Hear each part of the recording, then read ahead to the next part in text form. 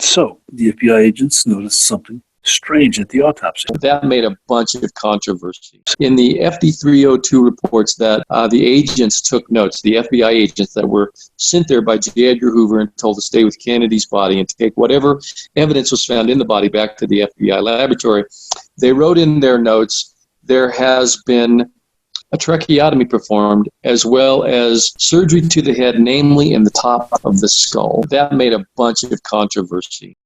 Operation of the cranium, they tampered with the brain. Quorum radio, baby.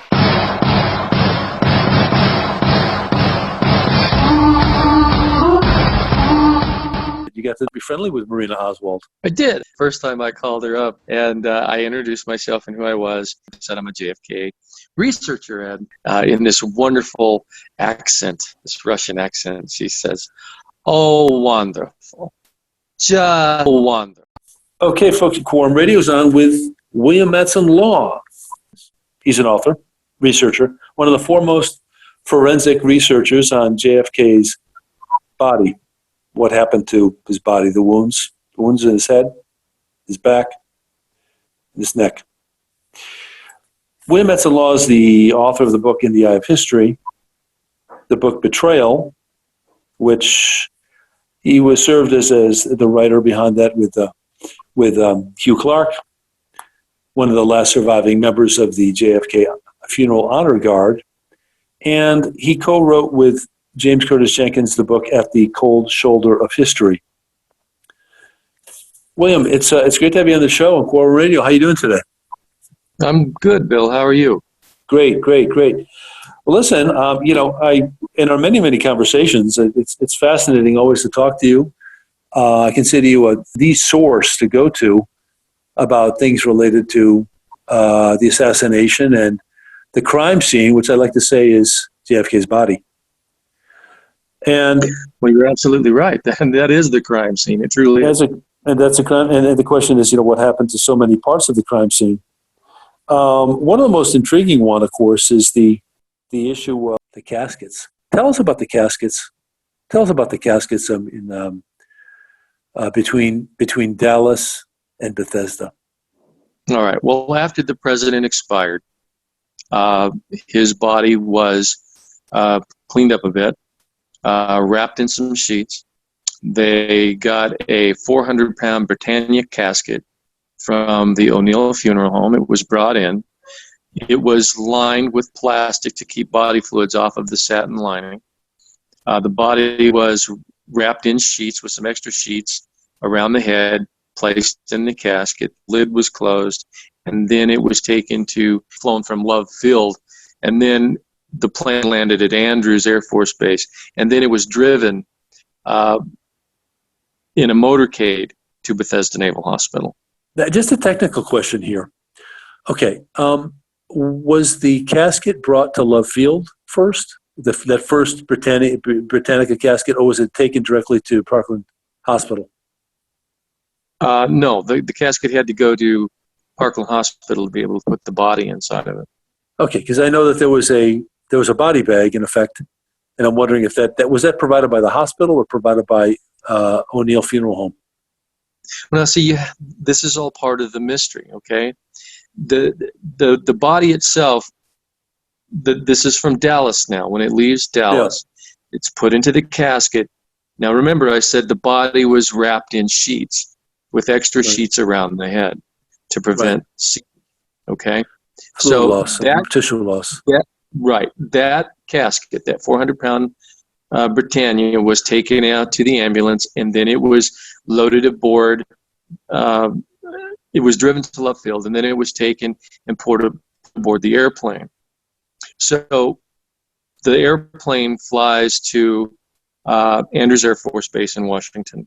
The casket is unloaded. It's put aboard a hearse there, and then it's taken from Andrews and driven about a 45-minute drive in a motorcade to Bethesda Naval Hospital, where there's an autopsy done. Now, where the body bag comes in is part of the mystery, because now remember, the body was originally placed in this 400-pound casket, but it shows up at the autopsy room 20 minutes before the original ambulance that supposedly contains JFK's body. It Yeah, and shows the up. pretend. Yeah, right. Go ahead. It shows up in a about a 60-pound cheap metal shipping casket. How do we know this? Because there was a man named Dennis David, who was the chief of the day there at the school. And he was given orders to have men meet at the back of the morgue and with 7 or 8 other people and unload this casket, cheap metal shipping casket, to the back of the morgue and then take it to the morgue and turn it over to the attendants inside of the morgue room. Okay? Now, all that happened before the official ambulance with the official casket shows up. Which, by the way, one thing I want to mention is that I want to be sure we've spoken about this a few times. The casket that was purchased or was actually given to the White House staff for JFK's body, didn't that get damaged as it was being moved up into the Air Force One? We're told that they had to take some seats out in the back to be able to take the casket up the steps and place it near the galley. They had to actually take some seats out of the plane to make room for the casket. And in that way, the handle got damaged. We're not exactly sure when. Sure. Okay. No problem. So then, all right. So then one other facet to this, which you know about, of course, is the trip in, I don't know if it was called at the time Marine One or one of the possibly Marine or naval helicopters that was shadowing the hearse, right? There was a helicopter, a Marine helicopter, what they called a banana helicopter, with the casket team aboard the helicopter shadowing the motorcade with the official hearse the way to Bethesda Naval Hospital. They arrived about 10 minutes before the actual hearse. So they stood around and waited for a time, waiting for the ambulance from the O'Neill Funeral Home to show up, that the body had been transported in. Sure. Right. Okay. So then, what I remember Hugh Clark telling me is that there was kind of a nighttime chase, in the sense that the honor guard was put in a truck, a pickup truck, some sort of a utility vehicle, and they basically started to pursue the hearse into the wooded areas of Bethesda Naval Hospital's campus. And Bethesda Naval Hospital is a large area. Yeah. And so when the hearse shows up with the Britannia casket in it, right, Hubie and others were going to unload the casket, but they were waiting down on the ground below, and the people that were aboard the plane started to take the casket, and it almost got dropped, and to place it from the plane into the to the ambulance there. So the hearse. What happened? Yeah, the hearse. I keep mixing it up with the ambulance, but it's sure. not. It's the hearse. What happens is after the ambulance shows up, not the ambulance. Sure.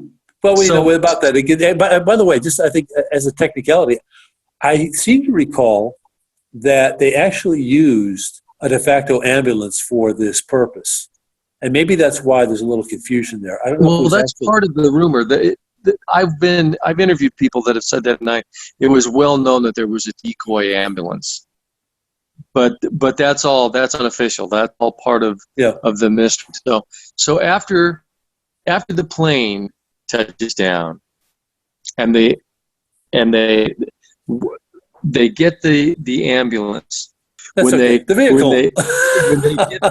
when they get the the vehicle from the O'Neill Funeral Home, and the casket is in the back of the hearse, the Right. Navy hearse. Yeah. They are going to get inside of some sort of transport vehicle, and before they can do that, the ambulance takes off. Yeah. And Commander Byrd, who was in charge of the detail of these men, said, "Get in this truck." There was a truck nearby. They get in the truck. Now remember, it's dark and it's cold, so they're in the Right. back of this truck, and they're trying to follow the ambulance to the back of the morgue. So they start following this. They start following the hearse to the back of the morgue. And in the process, they turn the lights off and it zooms off. So they, in effect, lose the hearse. Yeah. Wow. So now they're going around this complex, and they drive around once and they don't see anything. And they drive around twice. And he said, we should have bumped into them, but we didn't. And Amazing. so like the third time they drive by, and the ambulance is starting to back up to the docking area in the back. So that ambulance had to go somewhere. Yeah. They just don't know where, because they should have bumped into that ambulance. So that's all part of the mystery. Why did the hearse take off in such a hurried manner? And why did it take 15, 20 minutes to find them? That's the so-called ambulance chase. Yeah, and I think there was initially, when we arrived on Bethesda Naval Hospital campus, there was like I don't know, was it a gatehouse, some sort of reception area, and right nearby the helicopter landed. It was like a golf course thing, and there was a helipad there where you could land a helicopter. And it's been said that there were people that heard some sort of noise that sounded like a helicopter landing. Now, there's been talk that's really where JFK's body was at the time of this ambulance chase, and that's how they got the body into Bethesda the first time in the cheap metal shipping casket. Now, I don't have proof of that, although those are the rumors. But if I don't have proof about it, I don't write about it and say it's true. I try to stick to what people tell me that I know that I can verify. Sure, no problem. And so we go to the point where Paul O'Connor, who's one of the medical techs that is in the autopsy area. I hesitate to call it an amphitheater, but there was a gallery, so I guess you call it the autopsy amphitheater. Jim Jenkins was seeing that there were a lot of people in there. It's a little bit crowded. Paul O'Connor went to assist with the process of removing President Kennedy's body from the casket. So anyway, but okay, let's yeah, go ahead. I'm sorry. Let's back up a little bit, and you have to understand that Dennis David unloaded this cheap metal shipping casket at about 6:35. Okay. Right. Yeah. So the official ambulance doesn't show up until like sometime after 7 o'clock. So at 6:35, this cheap metal shipping casket unloaded under orders of Dennis David, chief of the day, to 6 or 7 people from the dental school and some other people. They take this casket and they take it into the morgue and they set it on the floor, right next to one of the autopsy tables. So they leave, and now they open up this cheap metal shipping casket, and inside of the cheap metal shipping casket is a body bag. They unzip the body bag. Inside of that casket is the nude body of John F. Kennedy. It's totally nude except for some sheets and towels wrapped around the head. So, and what about the head? In Hume's FD302 reports, actually not Hume's FD302 reports, in the FD302 reports that the agents took notes, the FBI agents that were sent there by J. Edgar Hoover and told to stay with Kennedy's body and take whatever evidence was found in the body back to the FBI laboratory, they wrote in their notes, there has been a tracheotomy performed as well as surgery to the head, namely in the top of the skull. Now that made a bunch of controversy, that statement. And when I asked, I am the first researcher privately to talk to both Frank O'Neill and James Seibert and asked them, what was meant by that. I said, where did you get that from, to Frank O'Neill? And he said, well, I'm not a medical man, but it was in there because we overheard the doctor say that there's been surgery to the head area. Wow. It was not a phrase that they came up by themselves. And then later, through a series of events that you can read about in the Eye of History, I detail how I get this chapter from Frank O'Neill's book before it's published, where he sends me this chapter on President Kennedy and the autopsy. And right. in this chapter, he states that there was some either cutting of hair or tearing from a bullet. Well, surely, if you're a trained medical doctor and performing an autopsy, you can tell the difference between surgery and tearing from a bullet. And there's no trauma. There's no mention of the doctors taking a slight portion of scalp or anything like that, or cutting of hair. There's no mention of that anywhere. So it had to be certain. Who got to the body of the 35th president of the United States? That's what it's all about. Yeah, sure. Well, it's amazing, huh? It's amazing. And, this fellow O'Neill, you said his first name was Paul O'Neill? No, Frank O'Neill. Frank O'Neill. Francis Xavier O'Neill. FBI agent, right? FBI agent. And then he was the first anti-terrorism FBI agent in the United States. Was he went on to... Go ahead. I was going to say, was he the one? Go ahead. Please. No, you first. No, I said. I was going to say, wasn't he the one who died in 9/11? No. We had to talk about that in 2001, right? Not too long after it happened. And he told me that he knew O'Neill, and he said there was no relation to me. Okay, fine. Yeah, because I thought that there was an FBI agent who was in anti-terrorism who happened He was killed in 9/11. Frank O'Neill went on to be the person that gave the presidential briefings every morning.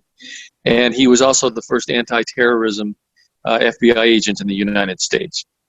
So he didn't end his career with this little, I won't say chapter, little, but this chapter of the autopsy. Sure. The JFK assassination. So you got to know Paul O'Connor.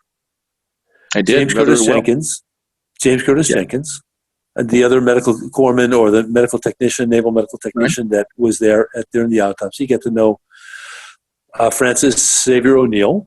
You mentioned another FBI agent. James Seibert.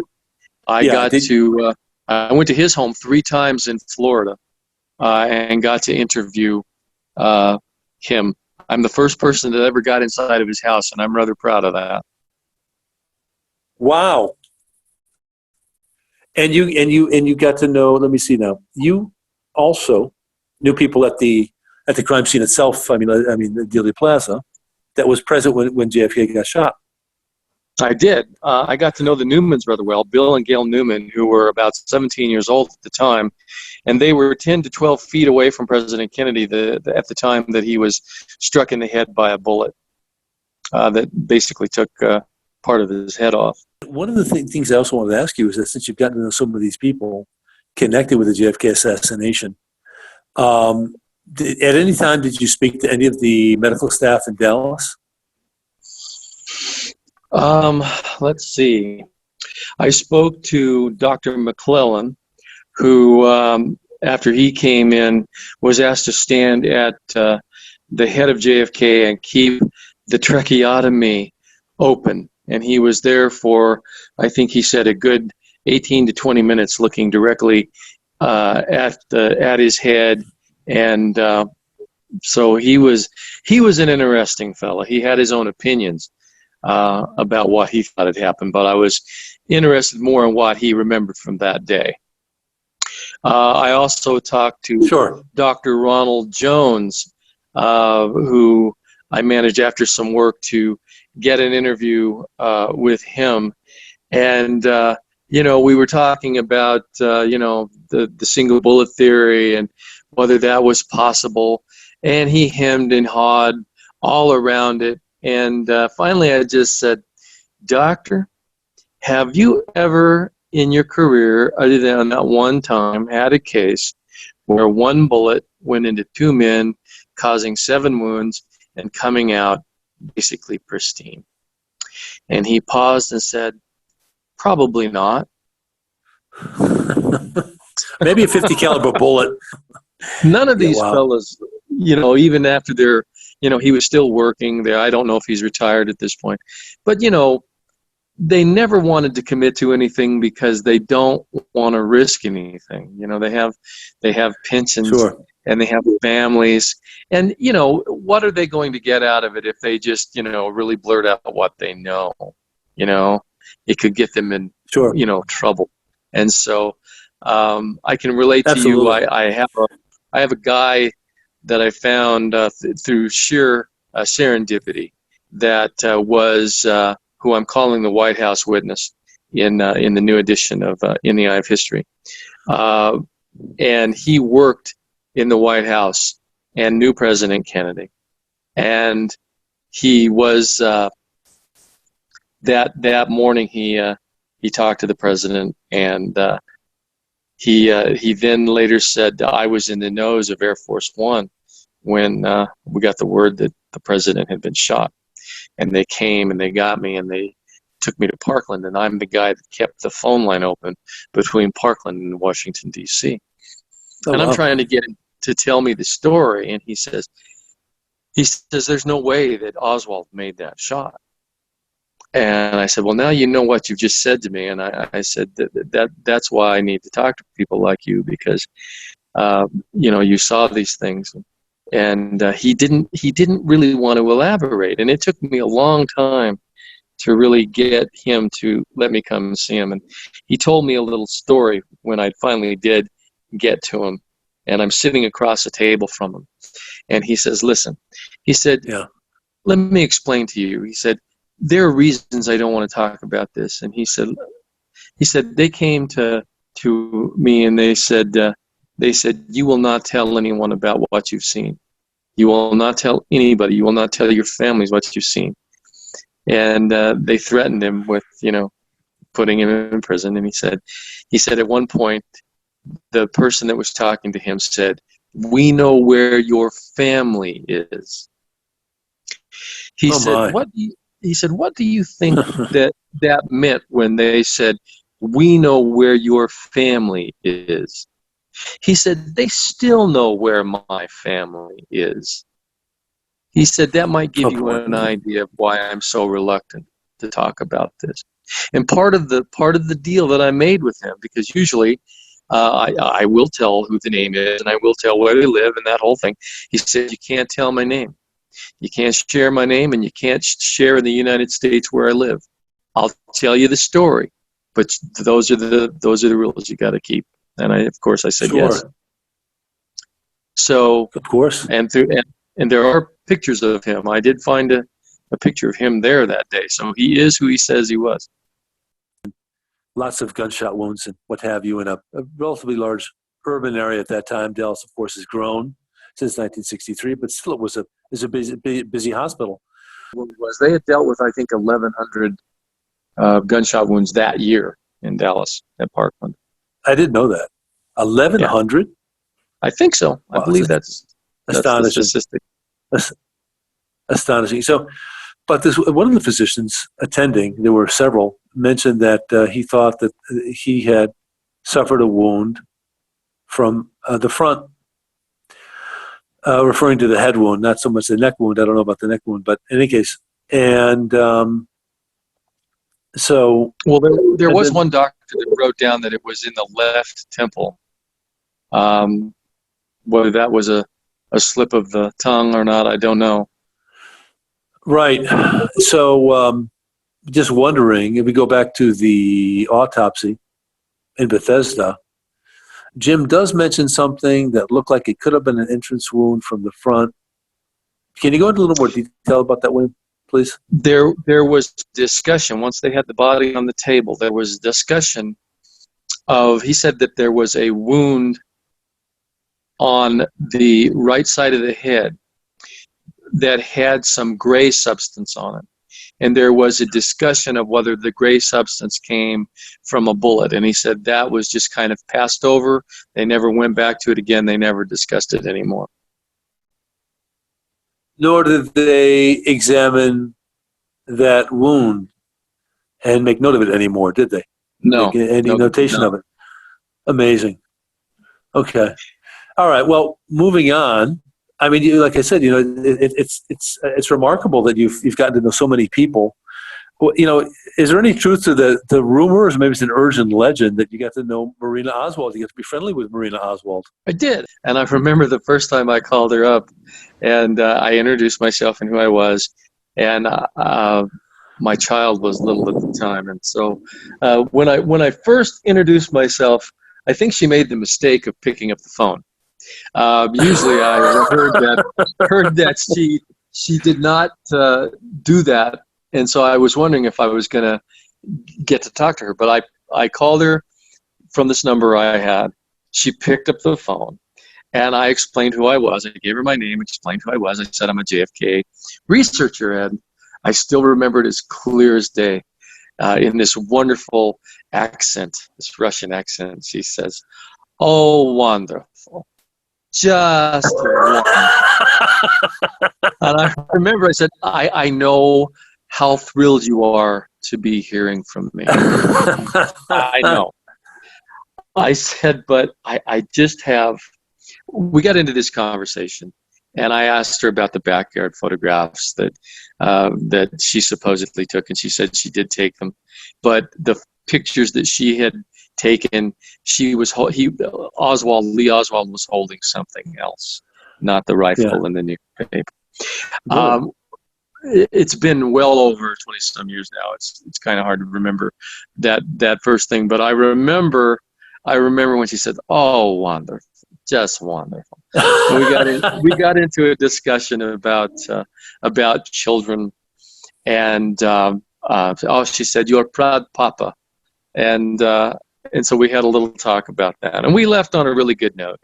And the next time, I think it was after the Judith Very Baker story had broken, where Judith Baker claimed that she had an affair with Lee Harvey Oswald. Oh my gosh. I was expecting her to say to me, "No, it's absolute garbage." But what she did say to me was, when I said, I'm calling because there's been this woman that has come out and said that she had an affair with your husband. I said, "What do you think about that?" And instead of her, denying it, she said, "Well, it sounds plausible to me." and I about fell off my chair. And I said, "Well, surely you would know. You were married to him." And she said, in this rather perturbed voice, she says, "Well, how do I know what he does when he leaves the house?"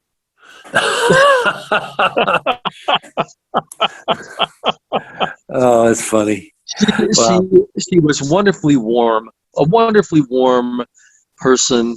I felt the last time I talked to her, we were on the phone for over an hour. This was And I felt we'd really connected, and she was just warm and wonderful, and I felt she was reluctant to get off the phone from me, and I certainly was reluctant to get off the phone from her. And she said, "I'm going to have to trust you now that you are not taping me," and I was not taping her, and I didn't want to feel guilty No, of about course. that, so Oh my I did not gosh. tape her, and so I said, "No, ma'am, I am not taping you." And she said in this sad, quiet voice, she said, "I am wife of assassin.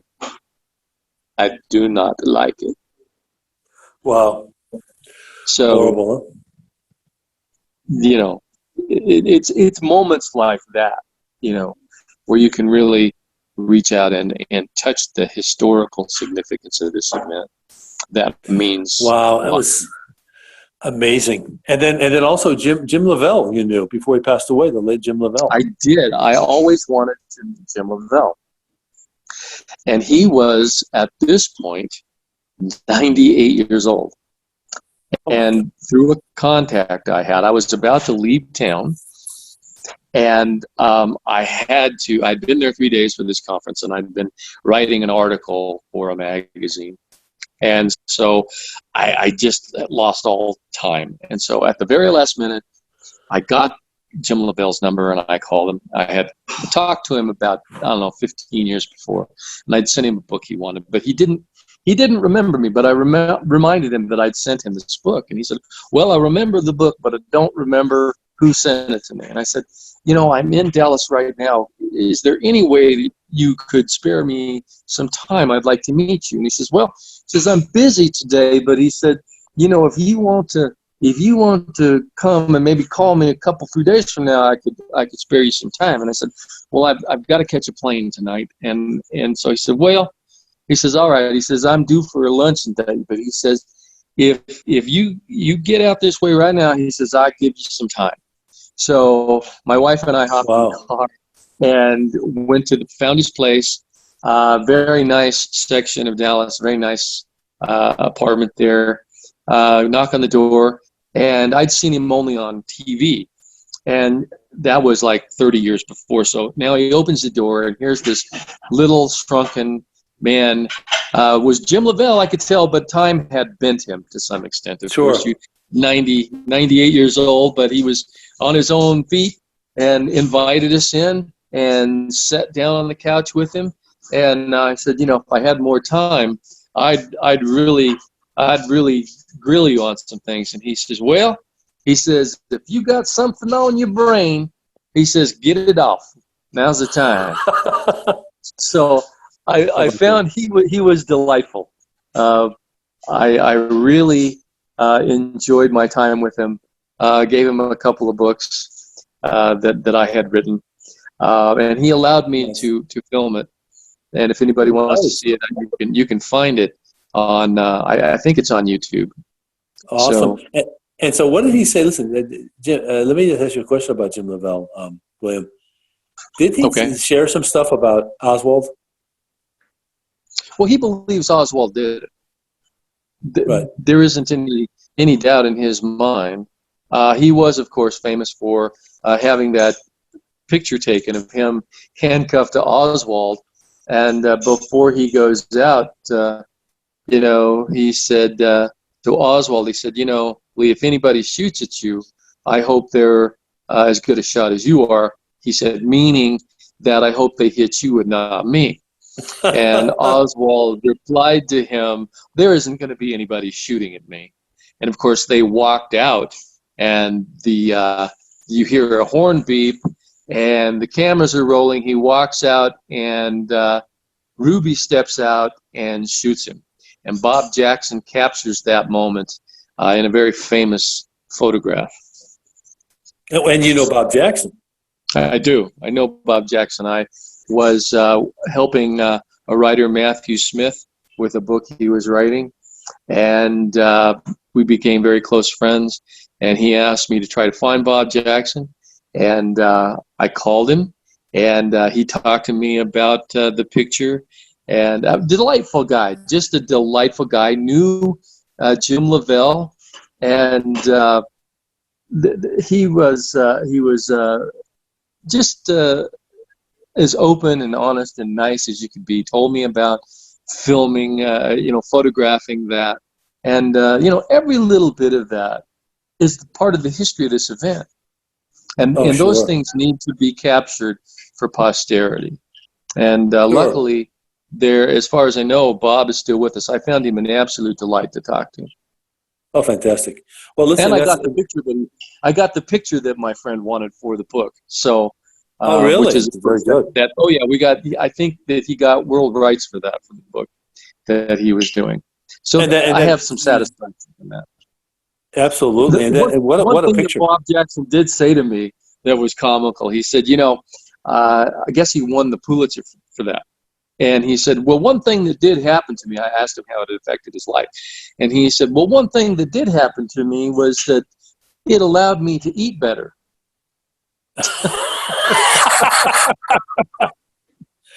Well, I mean, hey, maybe he grew up in the Depression and he knew some hard times when he Oh, I didn't eat so imagine well. so.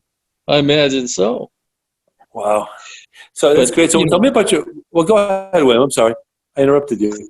that's just the whole thing about this. I set out on this thing because I really wanted to know for myself, was there conspiracy in the death of John F. Kennedy? And I found out to Yeah. my own satisfaction that there was indeed conspiracy.